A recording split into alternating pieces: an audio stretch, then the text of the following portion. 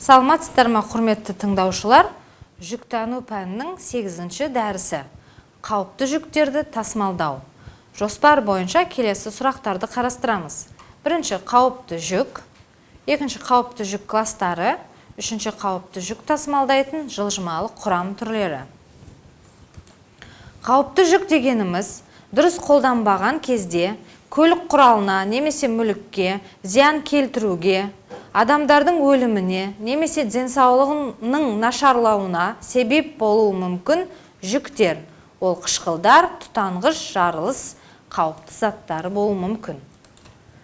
Қауіпті жүктер Біріккен ұлттар ұйымының үлгілік қағидаларында белгіленген халықаралық талаптарға сәйкес заттар мен бұйымдарды сыныптау қауіпті қасиеттерінің сипаты бойынша мынадай сыныптарға бөлінеді.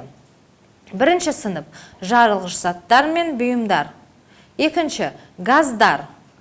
Үшінші сынып тез тұтанатын сұйықтықтар. Төртте бірінші сынып тез тұтанатын қатты заттар, өздігінен белсенді заттар және қатты десенсибилизацияланған жарылғыш заттар. Төртте екінші сынып өздігінен тұтанатын заттар. Төртте үшінші сынып сумен өзара әрекеттесу кезінде тұтанғыш газдар бөлінетін заттар.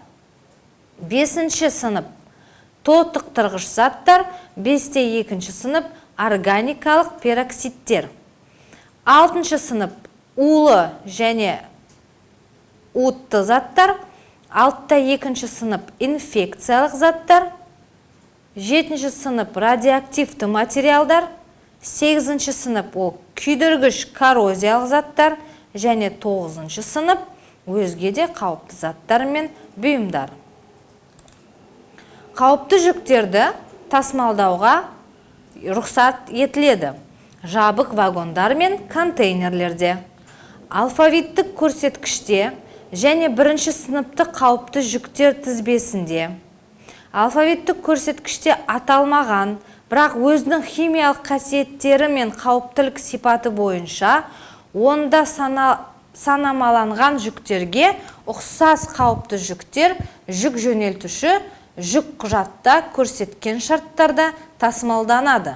Слайдта көрсетілген жабық вагонда қауіпті жүктерді тасымалдаймыз.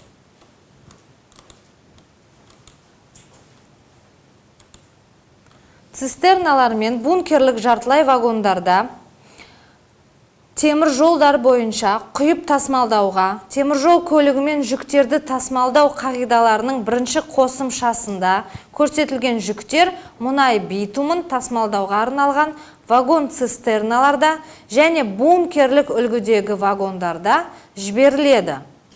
Олар темір жол көлігімен жүктерді тасымалдау қағидаларының жинағында болады. Басқа жүктерді тасымалдауға белгіленген нысан бойынша жүктің сипаттамасын ұсына отырып, жүйесіне жүк жөнелтуші кәсіпорын кіретін министрліктің, ведомствоның қолдау хаты негізінде тасымалдаушының рұқсаты бойынша ғана жол берілуі мүмкін.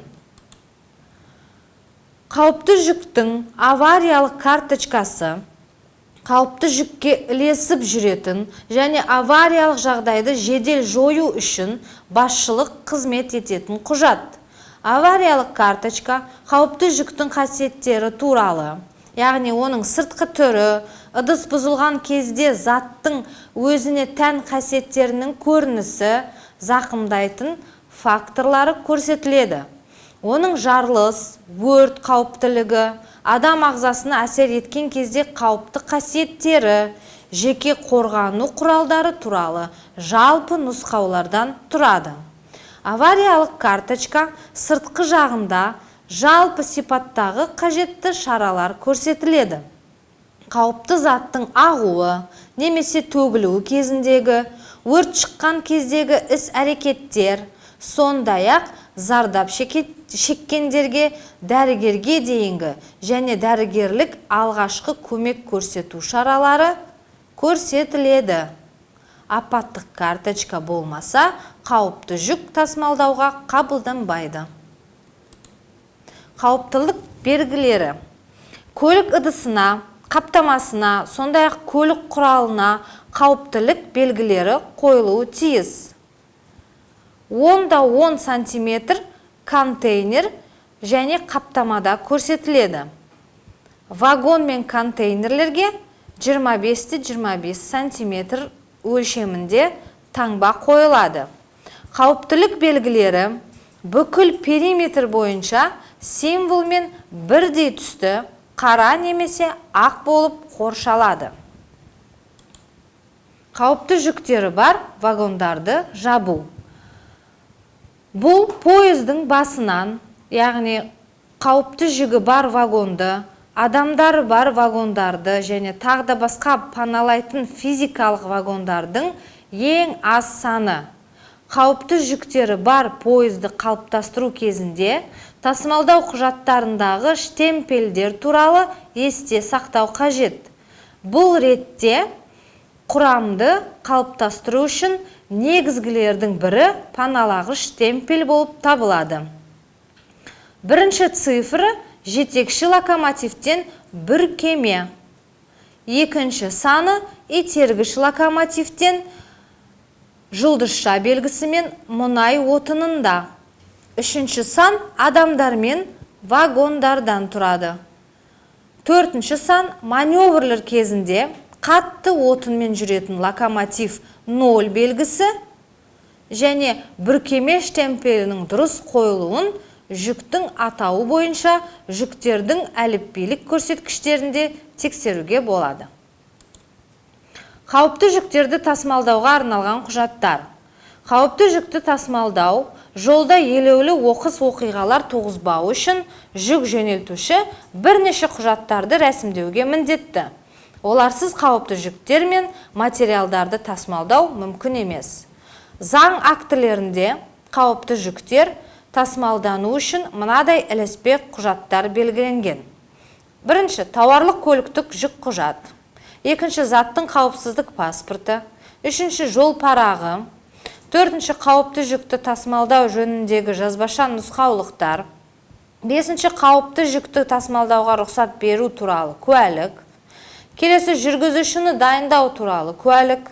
Экипаждың әрбір мүшесінің жеке куәлігі.